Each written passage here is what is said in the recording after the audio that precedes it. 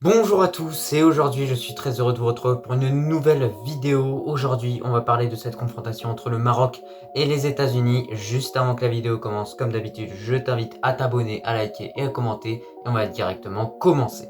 Cette confrontation entre les États-Unis et le Maroc est très intéressante pour plusieurs raisons et la principale est réellement que le Maroc est tombé pour cette Coupe du Monde 2022 avec le Canada dans son groupe et on sait tous à quel point les États-Unis et le Canada au niveau du football ont quand même beaucoup de similitudes et c'est pour ça que Vaïd décide carrément d'aller se déplacer aux États-Unis pour faire ce match et c'est aussi en quelque sorte pour faire sortir les joueurs de leur zone de confort parce que souvent les joueurs de cette équipe du Maroc ont joué à domicile durant les derniers matchs. Pour la forme actuelle de cette équipe du Maroc, écoutez, c'est plutôt positif parce que les deux derniers matchs des Lions de l'Atlas n'ont pas été des défaites. On a tout d'abord eu ce match nul en RDC qui a été très compliqué au stade des Martyrs, mais au final, lors du match retour à Casablanca avec un public en feu, le Maroc a humilié cette équipe de la RDC 4 buts à 1. Donc franchement, on s'est qualifié tranquillement pour cette Coupe du Monde 2022 et franchement, on peut dire que ces deux derniers matchs, c'est le plein de confiance, à part peut-être pour le premier. Côté américain, pour la forme actuelle de l'équipe, écoutez, c'est plutôt négatif parce qu'il y a eu seulement un match nul et une défaite, mais au final, malgré ça, ils ont quand même réussi à se qualifier pour cette Coupe du Monde 2022. Maintenant, revenons sur la liste des joueurs qui ont été sélectionnés pour disputer ces prochains matchs avec le Maroc. Donc tout d'abord, côté marocain, pour revenir sur beaucoup de choses comme par exemple le Ziyech. Or, je trouve vraiment que c'est inintéressant de revenir sur un gars qui n'est pas prêt à se remettre en question, qui ne sait pas à quel point la sélection marocaine est quand même quelque chose de sacré. Je pense que clairement, les 40 millions de Marocains qui habitent sur le territoire, ou même en France, en Belgique, où tu veux, tous les Marocains du monde rêveraient d'être à ta place, d'être sélectionnés tout simplement avec ton équipe pour disputer des matchs très intéressants contre les États-Unis, des matchs pour se qualifier à la CAN 2023 et par la suite la disputer cette Coupe du Monde 2022, mais au final, il n'est pas prêt à se remettre en question et à même lâcher quelques punchlines à Vaïd, ce que je trouve très très immature de sa part. Donc franchement, ça montre à quel point ce joueur-là, voilà, il n'a rien à faire en équipe du Maroc. Et même si on change d'entraîneur, pour moi, il mérite d'être banni parce que vu ses propos, vu le fait qu'il n'est pas prêt à se remettre en question, il ne mérite en aucun cas la sélection marocaine. Donc dites-moi bien en commentaire tout ce que vous en pensez de cette affaire avec Ziyech. Vraiment, dites-moi tout ce que vous avez envie de dire sur lui parce que ça m'intéresse. Maintenant, d'autre côté, nous avons son ami Mazraoui qui a fait preuve d'intelligence et de maturité en ayant eu une discussion avec Vaïd. Tout est rentré dans l'ordre, je pense qu'ils se sont dit les choses qu'il fallait dire. Et voilà, maintenant ils sont réconciliés. Malheureusement, Mazraoui sera out pour ce match contre les États-Unis. C'est pour ça qu'il n'entrera pas dans ma compo probable qui arrivera plus tard dans la vidéo. Donc voilà, Mazraoui, il est mature et en plus de ça, il a rejoint la meilleure équipe d'Allemagne, le Bayern Munich. Moi, je vous dis une seule chose, rendez-vous dans un an pour qu'on ait un Mazraoui en mode Hulk. Mazraoui a bien évidemment été remplacé par Chibi, le joueur des phares de Rabat. Sinon, pour la liste, de façon générale, on a des joueurs qu'on est habitué à voir dans les listes de Vaïd, que ce soit en défense, au milieu de terrain ou en attaque. Mais néanmoins, il est important de rappeler que Tarabt est de retour avec cette équipe du Maroc. Donc le joueur du Benfica remplace Louza qui est blessé depuis un moment avec Watford. Et pour finir, nous avons donc le grand retour d'Amin Harit en sélection marocaine. Donc ça fait extrêmement plaisir. Lui-même l'a montré sur ses réseaux sociaux. Il est très content de ça. Donc voilà, lui qui réalise une superbe saison avec l'OM. On a hâte de voir ce que ça va donner. Est-ce que ça va être un bon ailier gauche? On a hâte de voir ce qui va se passer. Côté américain, je vous affiche la liste, vous pouvez mettre pause pour la regarder tranquillement, mais après voilà, on sait qu'il y a un tas de bons joueurs dans cette équipe comme Pulisic, McKennie, etc. Maintenant, pour ma composition probable de cette équipe du Maroc, j'ai tenté de mettre le meilleur 11 possible avec mes choix, bien évidemment.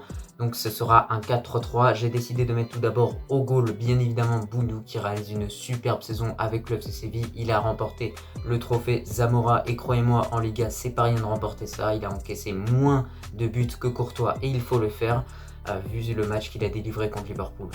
Défense à 4 qui sera composée d'Hakimi, le joueur du PSG réalisant une saison plutôt convenable pour une première, à part en Champions League. Ensuite, charnière centrale composée de Saïs et Aguerd. Voilà, c'est deux solides, ces gars-là, c'est des valeurs sûres. Saïs devrait quitter Wolverhampton, donc après, ça reste à voir où est-ce qu'il va atterrir. Il y a Fenerbahçe, il y a d'autres clubs qui ont formulé des offres pour lui. À côté de lui, Aguerd va rester sûrement à Rennes encore une fois et il montre des très bonnes prestations là-bas, donc il n'y a pas de raison qu'il quitte le club. Et pour finir, Massina devrait lui vraisemblablement quitter Watford parce que Watford, Deschamps en Championship et je pense que lui ne voudrait pas encore jouer en Championship. Pour ce milieu de terrain, du coup, à 3, j'ai décidé de mettre Amrabat, Amala et pour finir, Unai. Bon, Unai, c'est pas un joueur que j'ai aimé dès le début parce qu'il a fait ses débuts contre le Ghana. Et honnêtement, on va pas se le mentir, en tant que Marocain, pour ceux qui regardent les matchs en entier, il a été catastrophique. On s'est dit, mais il sort d'où celui-là? Qu'est-ce qu'il fait ici alors qu'il y a des meilleurs joueurs que lui sur le banc? Donc c'est pour ça qu'on s'est posé beaucoup de questions. Mais au final, voilà, aujourd'hui, il a sorti une super prestation contre la RTC qui a effacé toutes les revendications qu'on avait envers lui. Donc voilà, faut qu'il continue de progresser, il est jeune, voilà, il est bon, il a montré beaucoup de qualité, donc maintenant on compte sur lui, on espère qu'il va sortir un bon match contre les États-Unis. À côté de lui, Amrabat, c'est du très solide, et pareil pour Amala. Pour finir, j'ai décidé de mettre un trio d'attaque composé de El Kaabi, Aboukdal, et pour finir, Tissou Dali. Ouais, Tissou Dali, c'est vraiment la pépite, hein. Il a fait un super match contre la RDC, que ce soit au match aller et au match retour. Je pense que c'est un des joueurs sur lesquels il faut vraiment compter dans cette équipe parce qu'il réalise une superbe saison avec son club de la Gantoise, donc il faut qu'il continue. Maintenant, ce serait bien qu'il aille voir ailleurs. Il y a Valence qui est très intéressé par son profil, donc pourquoi pas aller en Espagne en Liga.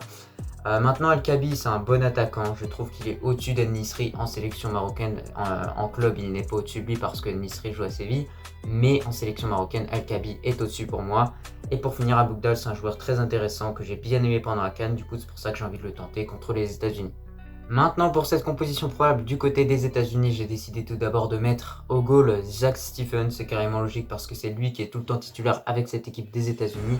En défenseur droit, Deandre Yedlin, sa grande qualité, c'est notamment la vitesse. Donc franchement, côté marocain, en attaquant gauche, il va falloir se méfier parce que Yedlin va très très vite. Ensuite, charnière centrale qui sera composée de Zimmerman et de Palmer Brown, le joueur de 3. Et pour finir, en défenseur gauche, j'ai décidé de mettre Anthony Robinson qui a réalisé une excellente saison avec Fulham. Milieu à 3 composé de 3 excellents joueurs, Younous Moussa, Tyler Adams et pour finir à McKennie, le joueur de la Juventus. Donc clairement c'est une des forces de cette équipe des États-Unis. Si le Maroc voudra rivaliser et voudra gagner cette bataille du milieu de terrain, il faudra compter sur Unai, Amrabat et Amala pour battre ce fameux trio Younous, Moussa, McKennie et Tyler Adams. Et pour finir pour ce trio d'attaque du côté des États-Unis, on finit avec Pulisic, Timothy Weah et pour finir Maurice. Quand on voit les compositions comme ça, quand même, on peut avoir qu'une seule envie, c'est de regarder ce match-là. Maintenant, moi, peut-être pas personnellement que je vais le regarder parce qu'à 1h30 du matin, alors que le lendemain j'ai cours, je pense pas que je vais le regarder très clairement. Donc voilà, moi je pourrais pas le regarder, je pense que je regarderai un résumé directement quand je me réveillerai. Mais après, franchement, il y a deux belles compositions des deux côtés. J'espère vraiment que Vaïd va prendre ce match au sérieux, qu'il va mettre la composition qu'il faut, qu'il va tenter des choses aussi parce qu'on est en match amical. Et surtout, j'espère qu'on va se rendre compte que le Maroc est capable de rivaliser face à une grande équipe dans le monde parce que cette équipe des États-Unis, c'est une équipe qui dans les prochaines années va commencer à viser le haut de tableau et va commencer à monter petit à petit parce qu'il y a des jeunes, comme on l'a évoqué avec plusieurs cas, comme Younous Moussa qui a seulement 19 ans et qui est titulaire avec cette équipe. Donc voilà, ça montre à quel point il y a beaucoup de confiance qui est placée envers les jeunes aux États-Unis. Maintenant, le Maroc doit montrer que c'est une équipe expérimentée avec des joueurs comme Saïs et Aguerd et qu'ils sont capables surtout d'aller chercher un résultat aux États-Unis en sortant de sa zone de confort. Et ça ferait plaisir honnêtement parce qu'on l'a vu, le Maroc à l'extérieur, c'est pas un niveau incroyable et c'est pour ça que j'ai envie que maintenant, il me fasse taire tout simplement. En tout cas, cette vidéo touche à sa fin, j'espère qu'elle t'a plu. Moi, en tout cas, je pense que j'ai fait le tour un petit peu vis-à-vis de ce match. J'espère bien évidemment que le Maroc va l'emporter et va nous prouver que c'est une bonne équipe et qu'elle est capable de rivaliser contre des très bonnes équipes. Maintenant, on verra ce qui va se passer. Moi, en tout cas, je pourrais pas regarder le match, donc je pourrais pas te faire de débrief dessus.